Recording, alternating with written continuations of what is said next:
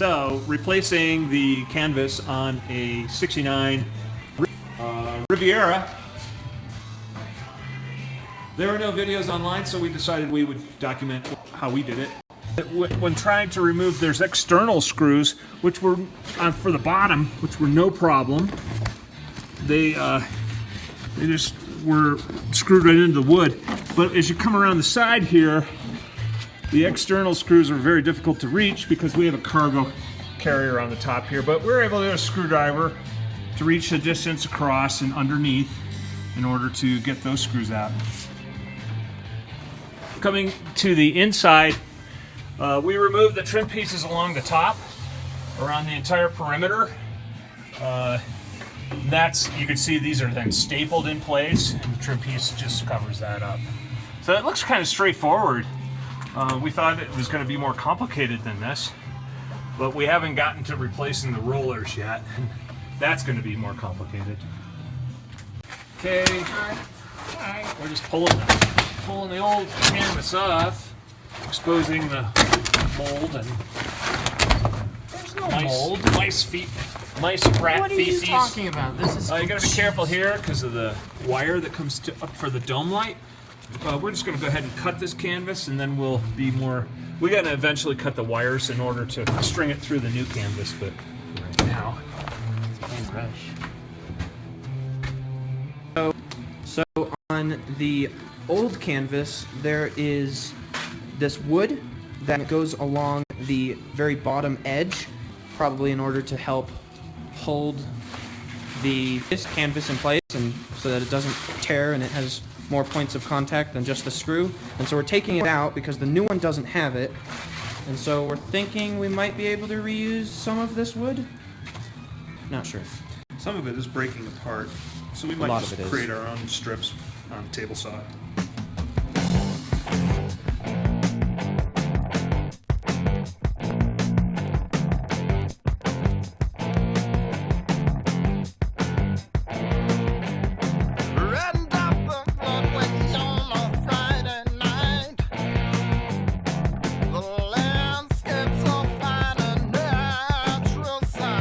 Last night we glued up the top, the new panel on the inside top of the Riviera camper. We got weight on it because we have to bend it down in order to make contact with the glue. And that's probably going to be cured by now. It's been almost 24 hours. Miles over here, we're doing modifications on the armatures for the pop-up. All the rollers were shot, and so Miles found rollers online. They're actually shower door rollers. Let me show that upside. There we go, shower door rollers. And we can let you know where we found those. But that was just an Amazon purchase. And these little rollers, we just drilled out the old ones. The old ones look like this, and they're just kind of cheap and riveted on and falling apart, plastic. These actually have, the new ones here, the shower ones, actually have bearings. It's quite nice, and they have a nice, that gold piece right there acts as a spacer. So the spacing on this is pretty much exactly what it was before in terms of the spacing when that was riveted onto the block. So that's all good. And next we had to figure out how to attach these to the armatures such that everything would move yet be locked down. Now this might have been accomplished originally with spacers, but what we did is we bought a little bit longer bolts and put a lock nut on. Miles, can you show how that went on? And we got the lock nut here, which just, because this has threads on it, and so we just tightened the two nuts up against each other. And so that locks that whole thing in. It's a double nut with a lock nut and the threaded block, and then that'll leave all of this stuff loose enough such that it can pivot around the way it's supposed to. And you can see we're using a couple washers here, and that's really just because there's our nuts that we bought, the extra longer nuts to accommodate the nylon of the lock nut. They're just a little bit too long when we're tightened up, and so we just put a little extra spacer in. I don't think it's going to affect anything in terms of the pop-up. And you can see how well these work. These are actually sliding along the track very nicely over here. Very little friction. We'll see how it works when we get it on top.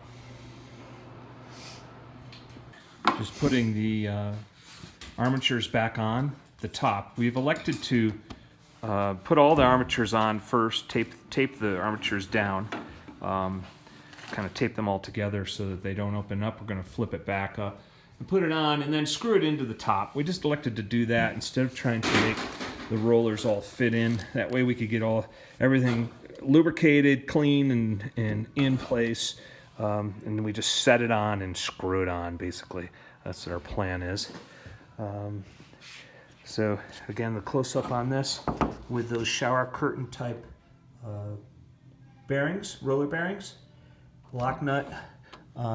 You're doing it again. This one we had a problem with. We had to actually re-tap this and put a larger bolt in. So I'll go to a better example.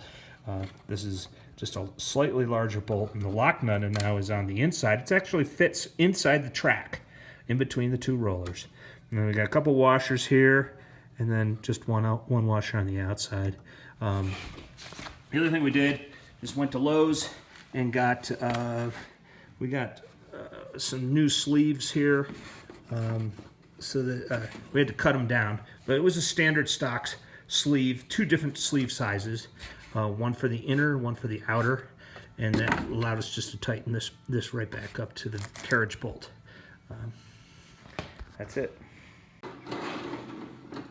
Super smooth.